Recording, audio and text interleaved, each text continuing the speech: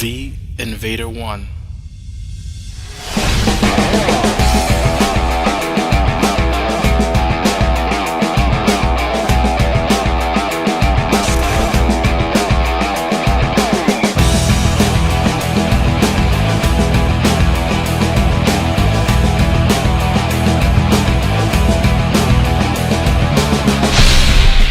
What's up, guys? Invader 1 here again, and I'm back this time with the N7 Slayer again. Now, there's a reason why I'm bringing the N7 Slayer some gameplay with him, because it was interesting. I was playing a gold pug game the other day, and I was just doing my usual with the N7 Slayer, and having a lot of fun. I love this character. I use this character a lot on pug games.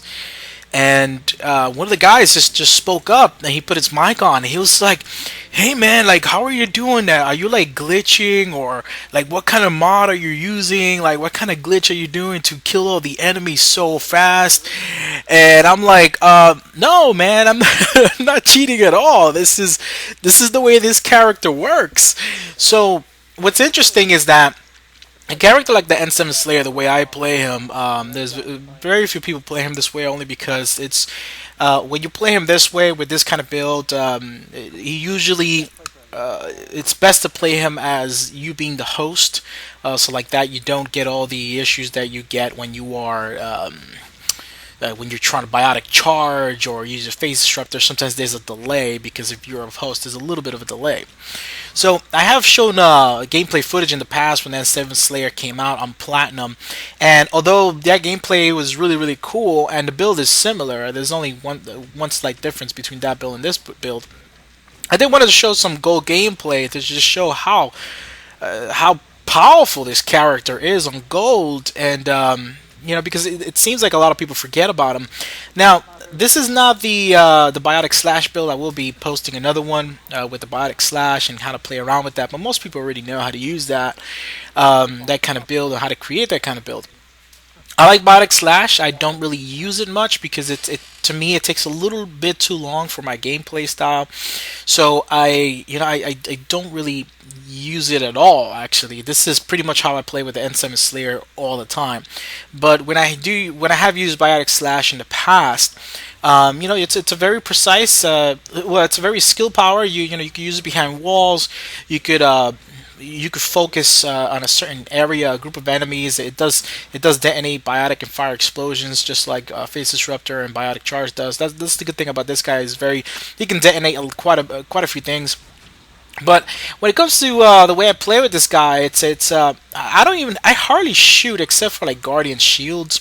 I'll usually charge them to make sure my barriers are up, and then I'll just shoot at them with my talent on their head, and that's the way I roll with this guy. Now, the great thing about this guy is that he got a buff some time back, which didn't make much sense to a lot of people. I guess maybe they just Bioware felt that maybe a lot of people are not using this guy, and then maybe felt that since he's not so tanky, for the new difficulty on Platinum, they gave him the capability to do one more Phase Disruptor blast. So with this build, the way I showed the build in the beginning, you should be able to do quite a few Phase Disruptor blasts, as you see here. And you notice, and that would allow you to destroy spawns. I actually go into spawns. I go and mess phantoms up. The only time I don't really go fully into spawns is when there's an Atlas around. What I do is I'll go and wreck some of the enemies in front of the Atlas, then I'll leave, because the Atlas is, for some reason, they seem to cheat the game, just like the Primes do. And I do the same thing with the primes. I'll go around the primes, because their turrets and everything just seem to be way too accurate, and the atlases seem to be way too accurate. So the moment you end your biotic charge, it's like they shoot you immediately. It's like so precise and so perfect, which doesn't make a lot of sense to me. And I've had moments where it's just kind of glitched out, where I'll get shot out of my biotic charge, which is not supposed to happen, because you are supposed to be invincible at that moment in time. So there's some there's some glitchy stuff that happens once in a while with Vanguard. That's why a lot of people don't play Vanguards a lot online when you go and play pug games, because a lot of the times you kind of want to be the host, so that you can actually take advantage of biotic charge and not have much of a delay. Sometimes when you're off host, you'll have a delay, and it's a little unfortunate, because The Vanguards are actually pretty cool. They're a lot of fun to use. They're very, very cool characters, and the only thing is that Biotic Charge is a little tricky. Now, by the way, guys, this game is a pug game. I decided to play it on gold because I do have already have some platinum gameplay on it, but I wanted to show how powerful and how awesome he is on gold. And because I just, that game was really interesting to me, that somebody would ask me that. But it turns out that the player is quite new to the game, and we actually became really cool. We talked quite a bit. I talked about builds, and he seems like a really nice guy. And it's really awesome to see that as well, to get questions like that, because this is what happens when you first start playing the game, and when you realize that certain characters can do amazing things in this game, it kind of blows your mind away when you see somebody using a character effectively. And that happened to me a long time ago when I was first started to play this game, when I saw somebody using the human engineer and with the combat drone and doing tech bursts and destroying everything, and I was just like, "Whoa!" I was asking the same question: "Are you glitching? Are you cheating? What are you doing?" The guy was like, "No, no, no! I'm doing tech bursts, and that has a radius and it destroys enemies." And that's when I was just learning. I was learning myself, so it is really awesome to see that when you're just really getting into the game. I've met a lot of new players on the pug matches nowadays, and there are a ton of new gamers in this game. The game is a little old now; it's about a year old, and what's it has received some price decreases, and now the fact that you no longer need an online pass. There's a lot of new gamers playing this game, and rightfully so. The game is pretty awesome. I mean, this game rocks. Matter of fact, there are a lot of people who have told me that they've gone on to other games. They'll play something like Defiance or whatever, and they'll think that they're gonna stick with that for a while, and then they'll play it, and then they get like bored. Like, it gets old really quick, and I have to give it to Mass Effect that, although I even play some of the games myself, but there's always this draw to come back to the Mass Effect 3 multiplayer because of all the different options, all the different things that you can do with your character builds, and you can create some really funky builds even with this character. I've seen some really, really funky builds with this guy, which is really interesting. Now, I want to say something about playing this character against bigger boss enemies like Atlases and Primes and even Praetorians. I just, it's interesting because there's one guy here in this game who I actually invited. He's one of the subs. Sent me a message online, said I wanted to play. So it was like literally the first time we played, and him and then the other two guys were just randoms that came into the lobby. And what I told him is that, look, I'm gonna play this game without dying, and I did exactly that. But the way to do that with this guy, because when you're playing a Vanguard, you gotta expect that you're gonna die at least 2 times most of the time, because either there are times that you'll be right in front of the enemy and you're tapping the crap out of biotic charge, and he's just not charging, and that'll happen even on host. Sometimes it happens. So you have situations like that where it's really detrimental. What's good about this guy in a situation like that you're tapping by out of charge, it doesn't happen. Make sure that he's got a good dodge. He has a dodge that sends him like through space and time. So you're definitely going to want to use this dodge immediately to make sure that you get to another position or get somewhere where you don't have like anything obstructing your line of sight for your biotic charge, or take cover. Make sure that you take cover. A lot of people when play Vanguards are not taking cover, and you notice here my goal was to make sure that I did not die once, and I was able to do it with a character as flimsy as this. That you have to be careful with your barriers, because the way he works is you biotic charge to get your barriers back, but every disruptor shot that you shoot drains your barriers. And with this build, it allows you to do at least 5 efficient blasts, really good blasts. And I am using other things like Power Amplifier Module 5 to make it stronger. I'm using the Pistol Power Magnifier on the pistol, which gives me an additional 30% power damage. I'm using stuff like that to make his blaster shot even more powerful. But the thing is that every time it drains the barriers, that you're you have less barriers, you have less protection, so you can get dropped quite a bit. So you have to play him very, very precise. You have to be very careful as to how you play this guy. And what you're going to want to do in situations, let's say you charge a spawn, you're off host, instead of shooting all your 5 blasts or all 4 shots, however shots you want to do, just shoot 3.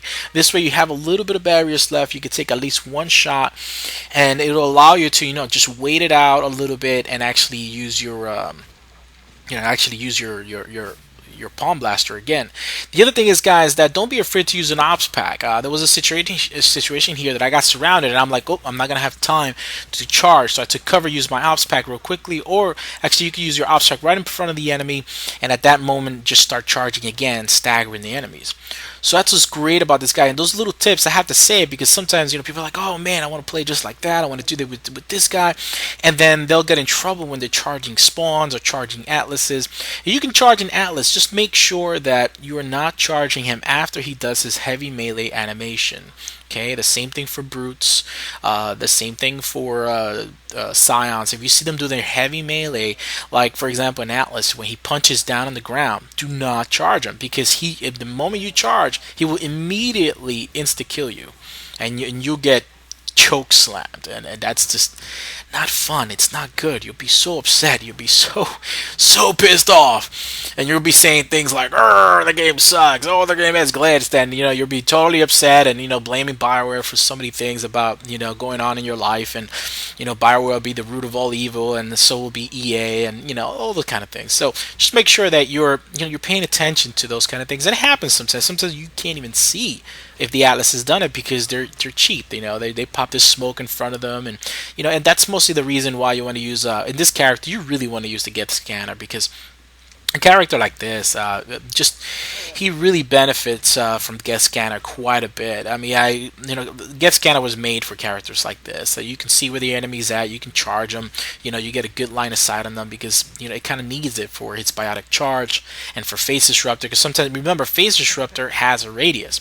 If you see that the enemy is behind a wall or in a certain area, you can choose to shoot Phase Disruptor, and it is able to hit the enemy not precisely behind a wall, because it does kind of stop there. But let's say you are using Biotic Slash.